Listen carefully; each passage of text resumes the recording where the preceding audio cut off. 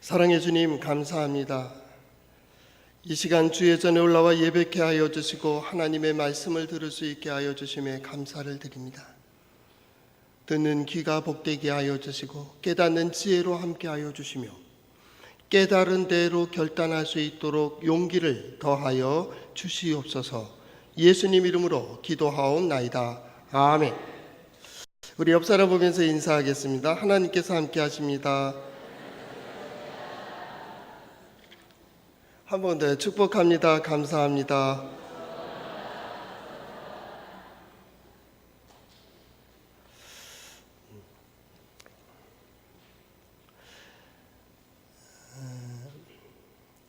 콜롬비아 대학 의과대학 교수가 책을 하나 냈습니다. 자기 전공 분야에 연장되는 책인데 유전자의 내밀한 역사.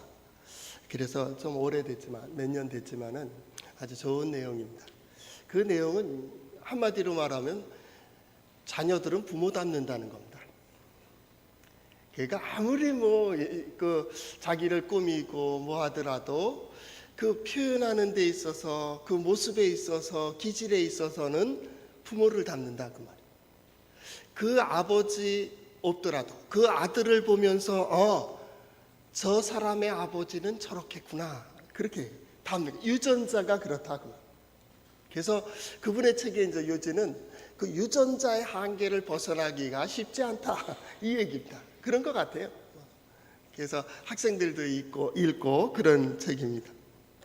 거기에 재미있는 유머가 비슷한 내용이 있습니다. 한 남자가 장인어른하고 이렇게 얘기하는 가운데 이제 결혼한 지 한 30년 지나니까 장인어른하고 이제 허물없이 모든 얘기를 한다. 아내의 뭐 좋은 점도 얘기하지만 또 나쁜 점도 이렇게 남자들끼리 얘기하잖아요. 그죠? 예. 근데 이제 장인어른한테 좀 원망하는 투로 얘기합니다. 장인어른. 그때 내가 처음 아내를 만났을 때 너무나도 곱고 고분고분하고 얌전하고 그래서 너무 예쁘고 환상적인 천사로 보여서 결혼을 했다고. 그런데 이제 30년이 지나서 이제 보니까 손톱을 갈고 이를 드러내고 사납고 급하고 목소리가 크고 이 아버님 도저히 못 살겠습니다. 이건 내가 속은 것 같습니다. 이렇게 얘기를 했습니다. 그랬더니 아버님이 이제 장인어른이 듣다가 가만히 있다가 얘기를 합니다. 내가 어려서부터 처녀 때까지 곱고 아름답게 정성껏 내 딸을 양육했다고. 그래서 그 결과를 얻었다고. 근데 네가 뭔데 20-30년 만에 그렇게 망가뜨려버렸어? 어때요? 우리의 시간과 우리의 삶, 우리의 건강, 우리의 삶을 하나님께서는 좋게 아름답게 행복하라고 주셨는데 여러분 어떻게 경영하고 있습니까? 내가 경영하는 데서 어른들 그러잖아요. 심은 대로 심은 데서 거기서 거둬지는 거예요. 하나님의 말씀도 마찬가지입니다. 창조의 질서 안에서 너희는 이렇게 살아야 된다라는 겁니다. 어떻게 살아야 될까요? 이렇게. 만약에 그렇게 살지 못했으면 어떡할까요? 오늘 그 얘기하려고 하는 겁니다. 그럴 때 너희는 이렇게 하라. 그래서 이제 하나님의 말씀을 읽는 거죠. 한번 따라해 볼까요? 하나님의 말씀인 성경은 나의 신앙이요 나의 고백입니다. 주여 내게 무슨 말씀을 하려 하시나이까? 내게 무슨 말씀을 하시든지 그대로 하리이다. 그대로 해서 하나님께서 우리와 함께 하시고 우리를 인도해 주시는 길에서 하나님을 만나고 하나님의 능력을 경험하고 특별히 이 가을에는 지난 모든 수고 위에 하나님의 은혜가 결실을 맺게 하고 보람 있게 하고 누리게 하고 말입니다. 그리고 형제와 이웃과 나누는 그런 복된 계절이 될 수 있기를 바랍니다. 우리는 무언가 하나에 몰두하게 되면 다른 게 보이질 않습니다. 그래서 그쪽으로 막 달려가게 되죠. 그 달려가다 보면 이것만 있으면 행복할 줄 알죠. 그래서 우리 각자의 목표를 가지고 열심히 달려가고 있죠. 현대인들은 그렇게 살아간다. 그래서 현대인들을 생각 없이 달려가는 기간차 그렇게 얘기를 했어요. 막 달려가는 겁니다. 한참 달려가다가 기름이 떨어지고 에너지가 다 떨어지니까 퍽퍽퍽퍽 멈춰버리죠. 다시 시동을 걸려고 그러는데 기운도 없죠, 에너지도 없죠, 소망도 없죠. 그러니까 그대로 퍼져버렸습니다. 이전 사회학자가 말하듯이 번아웃 신도롬입니다. 탈진했다 그 말이에요. 탈진했다. 더 이상 어떤 것을 구할 수 없는 그런 현상까지 왔어요. 내가 이거면 최고인지 알았다. 지식만 얻으면, 내가 학벌을 가지면 석사가 되고 박사가 되고 그 이상이 되면, 이 명예를 얻게 된다면, 이 직분을 얻게 된다면, 돈을 이 정도로 벌게 된다면 나는 행복할 거라고 생각하고 그렇게 가는 것이 나와 내 가족과 내게 속한 사람들을 위한 헌신이라고 생각해. 그리고 막 달려온 겁니다. 이해하지 못하는 것에 대하여 이상하게 생각하고 그러고 달려왔는데 어느 한순간 톡 꺼져버렸습니다. 탈진하고 말았습니다. 에너지는 다 방전됐습니다. 밤낮 뛰어다니며 무엇인가를 위해서 구하기 위해서 그렇게 달렸지만은 결국은 마지막에 이렇게 되어지는 거예요. 그 순간에는 아무것도 보이지가 않습니다. 다시 시작하려고 하는 의욕도 없습니다. 누군가는 말합니다. 다시 시작하면 돼. 그렇지만 이 사람은 지금 일어날 기운도 없습니다. 그게 탈진. 재생불능. 어쩌면 이 사회가, 이 정치적 현상이, 사회적 현상이 교육계까지도, 다음 세대를 책임져야 될 교육계도 방향을 알지 못하고 이리저리 헤매며 탈진. 이젠 대안이 없다. 한번 솔직히 얘기해 보시죠. 정치인을 향하여, 교육가를 향하여, 의사를 향하여, 뭘 향해서 우리 솔직히 얘기해 볼까요? 더 대안이 없잖아요. 거기에 누가 나는 대안이 있다 라고 얘기할 사람이 있겠어요? 다 그렇게 되어 있습니다. 가족들도 마찬가지다. 부모를 향하여, 자녀들을 향하여 뭐라고 얘기하지만 그는 더 이상 일어설 수가 없다고. 우린 겉모양만 들였고 현상만 생각하고 거기에만 집중하고 그것만 있으면 된다고 그렇게 생각했다고. 그래서 이루고 얻고 없다는 게 아닙니다. 있습니다. 세운 것이 없다는 게 아닙니다. 그 공로도 있습니다. 그런데 허전한 거예요. 그리고 한순간 마음에 드는 생각은 내가 이것 때문에 달려왔나? 그런 생각을 들게 돼요. 어느 순간에 괴물이 되어 있어요. 아침에 눈을 뜨고 세면장에 거울을 보는데 그 순간 내 얼굴이 괴물이 되어 있어요. 이게 아닌데. 그렇게 많은 시간 거울을 봤고 매일매일 거울을 보며 면도도 하고 이발도 머리도 이렇게 다듬고 했는데 한순간 이 모습이 아니에요. 이건 내가 아니에요.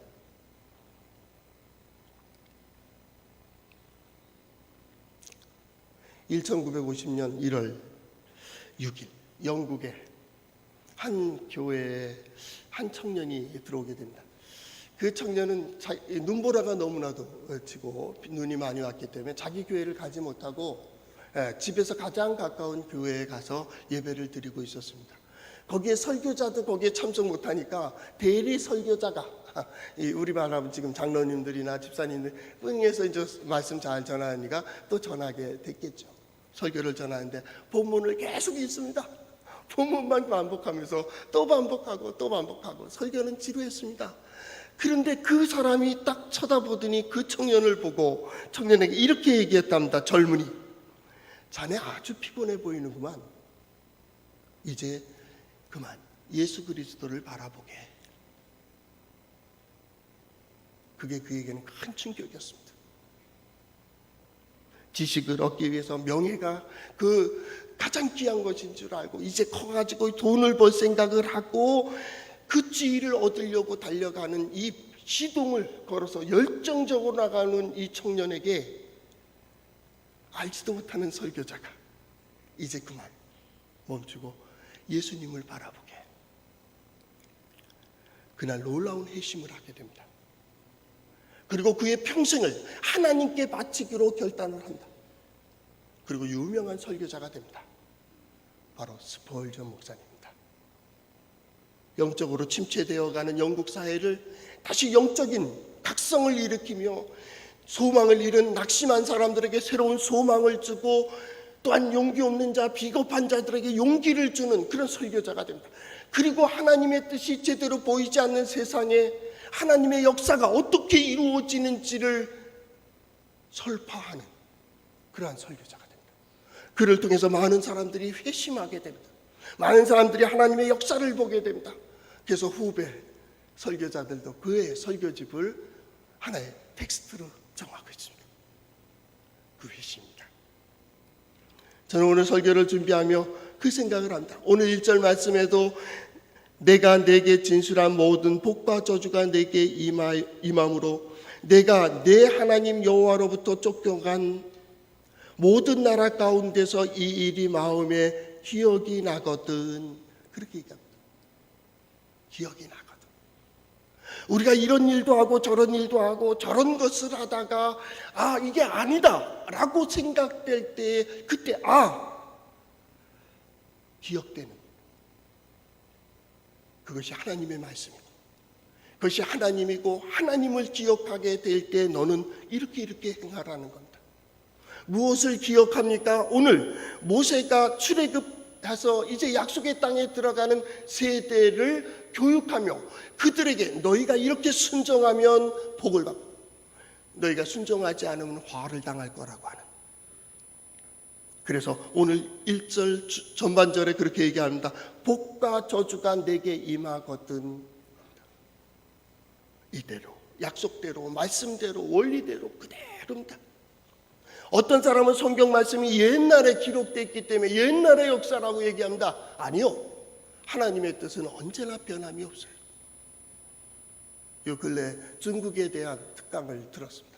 들으면서 지금 시진핑이 이 사람들이 지금 든든하게 뭔가 다시 부상하며 일어날 때에 그들이 교훈하고 텍스트로 정하는 게 옛날 고대 역사입니다. 자기네들의 역사입니다. 그래서 자주 나오는 게 있잖아요. 새로운 중국. 새로운 중국입니다. 새로운 중국 안에 다 집어넣으려고 하는 겁니다. 어떻게 해요? 이전에 우리 선진들은 어떤 생각을 했지, 어떤 마음이었지, 어떻게 통합했지? 그 교훈을 찾아내는 거예요. 역사는 교훈입니다. 역사 안에 하나님께서 지혜를 주십니다. 역사를 배우고 역사를 기억함으로 다시 그런 실패의 역사를 다시 반복하지 않는 거예요. 역사는 꾸준히 진실합니다. 옛날엔 이렇게 역사되고 지금은 이렇게 아니요. 아닙니다. 역사를 잊으면 다시 실패하게 됩니다. 다시 반복해서 그 아픔을 겪게 됩니다. 우리는 역사 속에서 교훈을 얻습니다. 우리가 지난주에 말씀을 보았던 마지막 절 29장 29절에도 그렇게 되어 있습니다. 감추어진 일은 우리 하나님의 여호와께 속하였거니와 나타난 일은 영원히 우리와 우리 자손에게 속하였나니 그렇게 얘기하고 있습니다. 감추어진 것, 우리가 알지 못하고 보지 못하고 깨닫지 못하는 것은 신비의 영역입니다. 이건 하나님의 영역입니다. 때로는 이렇게 했는데 왜 결과가 안 보여? 그건 하나님의 역사입니다. 하나님의 역사입니다. 하나님께서 무엇인가를 준비하고 계시고 아니면 무엇인가를 기다리고 계시고 무엇인가 행하시려고 기초를 닦고 있는 겁니다. 요즘 유행하는 세바시 15분이라는 세미나가 있습니다. 15분 동안 세미나인데 아주 좋은 정리를 잘 해놨어요. 거기서 어떤 분이 세미나 하는데 이렇게 얘기해요. 지금 멈춰 있다면 그 사람 보고 빨리 나가 그러지 말라는 거예요. 뭐라고 얘기하냐면 당신은 지금 뿌리를 내리고 있군요. 그게 용기가 됐다는 거예요. 나는 뿌리를 내리고 있는 게 아니에요. 그럼에도 불구하고 그 소망을 가지고 지금 당신은 뭔가를 준비하고 있다고 얘기하는 그것이 나를 믿어주고 내가 지금 뿌리를 내리고 있다라고 하는 거기에 대한 용기를 갖게 했다라는 보이지 않는 영역.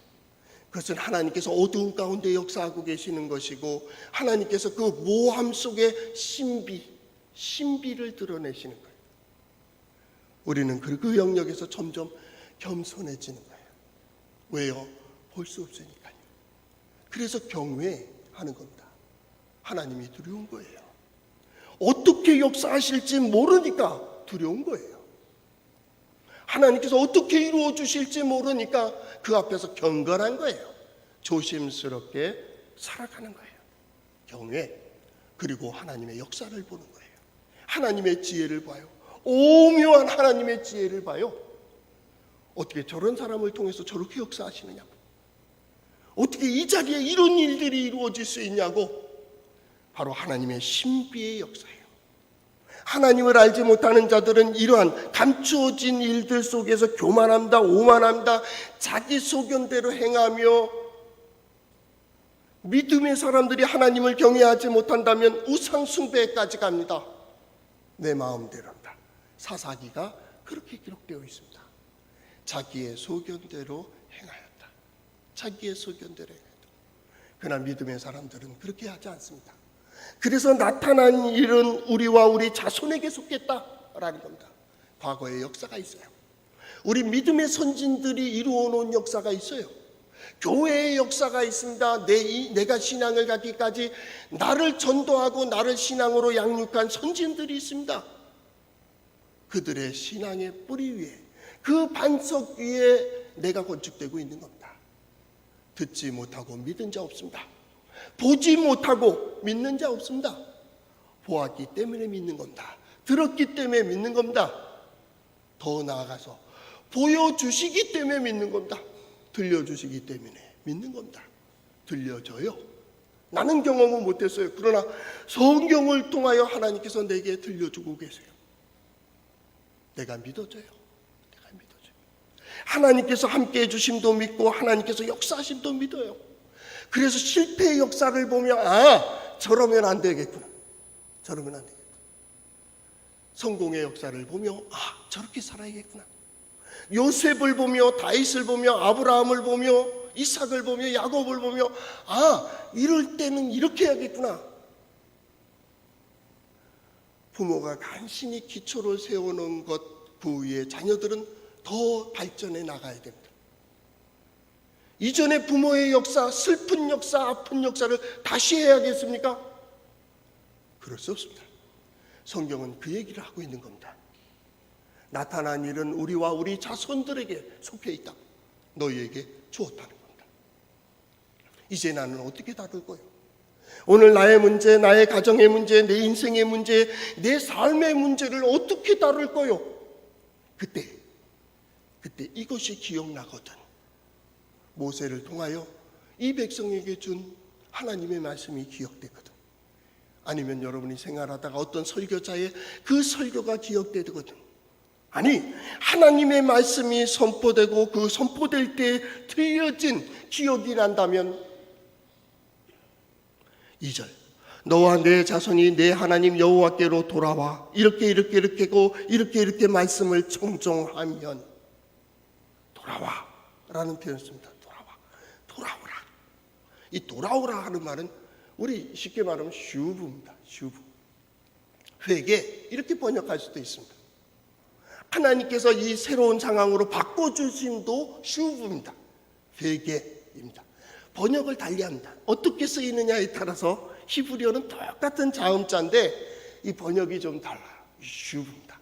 여기서 말하는 슈브란 회개와 같은 개념입니다. 누구에게로 슈브하는 겁니까? 여호와께로 돌아오라, 그 말입니다. 슈브라는 뜻은요, 아주 원초적으로 번역하면 집을 부신다, 그런 뜻입니다. 지금까지 살아왔던 집을 부신다, 지금까지 살아왔던 정신을 깨버리는 겁니다. 생각을 없애는 겁니다. 지식도 깨버리는 겁니다. 이게 아니야, 멈춰버리는 겁니다. 완전 이게 아니라고 생각된다면, 만약 쫓겨가고 흩어지고 허무해지고 이게 아니라고 깨지는 순간에 뭐가 기억된다면, 첫째는 여호와께로 돌아오라. 지금까지 살아왔던 모든 방식과 사상과 가치관을 깨버리고 이제 하나님께로 돌아서라, 그 말입니다. 이게 회개입니다. 회개가 뭡니까? 돌아서는 겁니다. 말이 필요 없어요. 돌아서면 돼요.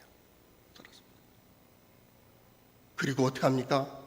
온전히 명령한 것들을 온전히 따라 마음을 다하고 뜻을 다하여 여호와의 말씀을 청종하라.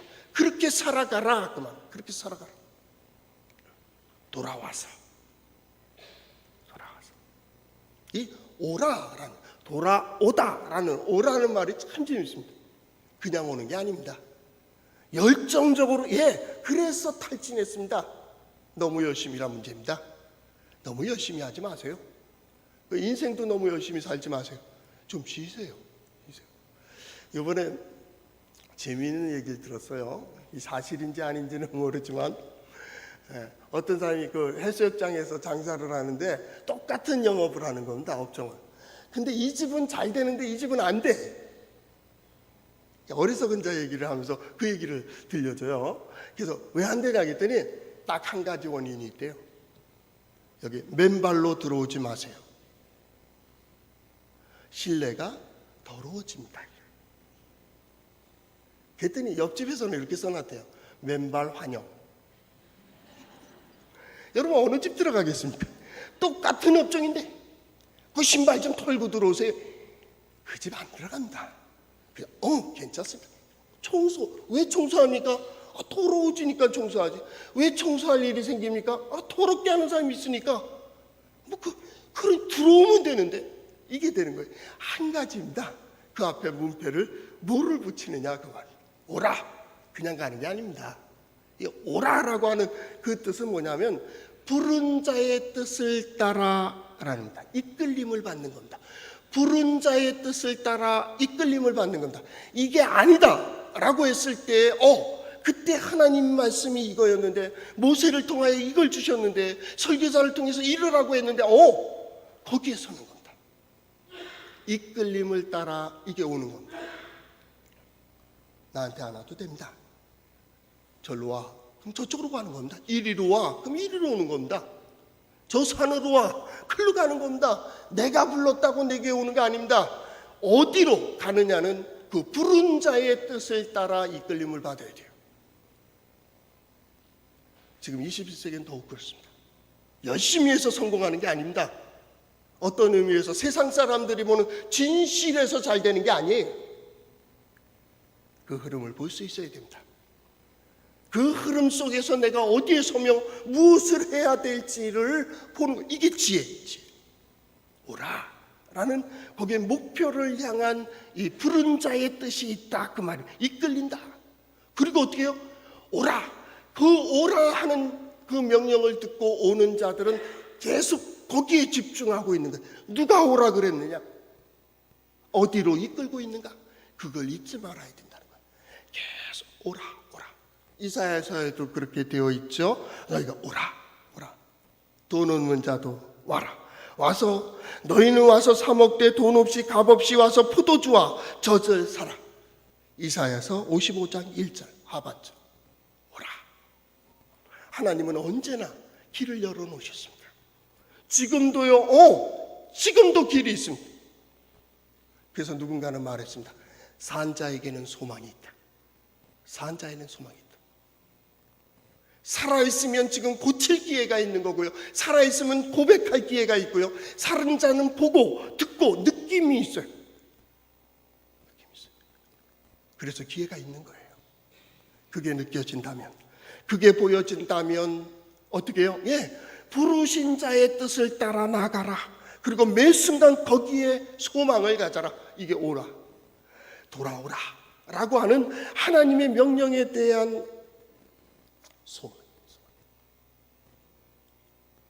온전히 따르며, 마음과 뜻을 온전히 따르며. 지금 이 사회가 이제 어두운 가운데 있대요. 휘몰아치는 태풍의 눈도 아닙니다. 태풍 속에 있습니다. 다 대안이 없습니다. 이래 보기도 하고 저래 보기도 하지만 누구도 책임 아닙니다. 시대가 그렇습니다. 이 정치나 경제나 사회도 마찬가지라니까요. 교회도 마찬가지입니다. 지금 어떻게 이적이 보이지 않습니다. 하나님께 대한 진실한 믿음도 뭐가 뭔지를 모릅니다. 그렇게 가고 있습니다. 이제는 가던 자는 멈추지 마라. 방향을 틀지 마라. 계속 그런 어두운 가운데 선지자는 계속 얘기하는 겁니다. 계속 가라, 담대하라, 담대하라. 어떻게 담대해? 내가 하나님 안에 있음에 담대하라. 내가 하나님의 국률하심을 받고 있음에 담대하라. 하나님께서 너와 함께 하심에 담대하라. 그냥 나가는 겁니다. 언제까지요? 이게 멈출 때까지 가는 겁니다. 그게 기다림입니다. 지금의 기다림은 멈추는 게 아닙니다. 이미 정한 마음, 이미 정한 대로 쭉 나갑니다. 하나님께서 역사하시고 하나님께서 이끌어 주시는 그 길을 향해서 계속 나아가는 겁니다. 하나님께로 돌아오라. 하나님의 말씀을 청종하라. 그러면 두 가지로 얘기하고 계십니다. 3절, 내 하나님 여호와께서 마음을 돌이키시고 너를 긍휼히 여기신다. 하나님께서 긍휼히 여겨주신다고. 이 얼마나 놀라운 일입니까? 세상 사람들 여기서 망하고 저기서 깨지고 저기서 실패해서 누구도 나를 돌아보지 않을 그때 긍휼, 국어사전에 보니까 자비, 동정 이렇게 돼 있잖아요. 히브리어에 보면 뭐라고 했냐면 하나님께서 기억하신다 그 말이에요. 하나님의 긍휼하심이 뭡니까? 하나님께서 나를 기억하신다니까요. 하나님께서 우리를 기억하신다고. 라햄이라는 말입니다. 하나님께서 나를 그 기억 속에다 두셔. 그 기억 속에다 둘 뿐만 아니라 자기의 생명의 울타리로 돌아오게 안 되잖아요. 거기 집어넣으시는 거예요. 그 품 속에 집어넣어 주신다. 하나님께서 하나님의 품으로 우리를 품어주시는 거예요. 생명의 울타리 안으로 들어오게 하시고 생명의 팔로 우리를 감싸주시는 이게 긍휼. 뭐예요? 하나님 우리를 기억하신다니까요. 따라해볼까요? 하나님께서 나를 기억하십니다. 하나님께서 나를 생명의 울타리로 들여놓으십니다. 굉장히 긴 문장을 잘 따라 하시는데요. 저는 이걸 어떻게 할까, 이게 과연 여기까지 중간에 문장을 끊을까 생각을 했는데도 여러분들 잘 따라 하셨습니다. 그대로 되기를 바랍니다. 그대로 되기를 바랍니다. 긍휼입니다. 더 중요한 게 있습니다. 긍휼이라는 단어의 그 마지막 단어는 뭐냐면 생명의 물을 먹여준다는 겁니다. 생명수 샘물 그러죠. 생명수 샘물을 매 순간 공급하는 겁니다. 광야 같은 세상, 사막과 같은 길을 가는 갈증을 느끼는 말입니다. 세상에서는 갈증을 느낄 때 지식으로, 돈으로, 황금으로, 지위로 그걸로 갈증을 메꿔주려고 우리 자녀들에게, 우리의 속한 사람들에게 계속 놓지만 그걸 먹으면 먹을수록 갈증을 느낀다. 그런데 하나님의 긍휼하심은 생수로 저들에게 먹여주시는 거예요. 갈증을 해소합니다. 그리고 그가 다시 회복하게 하십니다. 어디서부터요? 그 마음에서부터 회복하게 하십니다. 그리고 오늘 성경 말씀 두 번째 하나님의 귀한 약속은 뭐냐면 거기서 너를 모으고 거기서부터 내가 데리고 오겠다는 거예요. 약속의 땅이 어디예요? 여기예요. 여러분의 가정에 서서 약속의 땅이 어디요? 라고 묻는다면 여러분의 가정이에요. 어디라고요? 여러분의 서 있는 곳이에요. 하나님을 찾는 사람들의 삶, 하나님을 찾는, 하나님의 뜻을 구하는 사람, 그 사람이 서 있는 자리에서부터 하나님은 약속을 이루어 가시기 때문에 너는 눈을 들어 동서남북을 바라봐라. 내가 너와 내 자손들에게 주리라. 네 발바닥으로 밟는 모든 땅을 너와 네 자손들에게 주리라. 오늘 무엇을 생각합니까? 무엇을 바라보고 있습니까? 하나님은 이미 허락하셨어요. 문제는 내가 그 뜻을 따라 나갈 거요 말 거요. 왜 주저하는 거요? 나의 지식과 나의 경험이 막고 있는 거예요. 전쟁에 나가려고 하니 창과 칼이 더 필요한 거예요. 사업을 하려고 하니 돈이 부족한 거예요. 농사를 지려니 땅이 부족한 거예요. 땅이 없어서 농사 못 지는 거예요. 돈이 없어 사업 못 하는 거예요. 책이 없어 공부 못 하는 거예요. 제가 자주 이런 얘기하면 어머니한테 죄송한 생각이 또 드는데, 제가 중3 때 어머니한테 형님도 책상이 있고 누님도 책상이 있는데 저는 책상이 없었어요. 제가 뭐라고 할게요? 엄마, 만약에 내가 고등학교를 떨어지면 엄마 나 야단치지 마세요. 왜 떨어졌다고?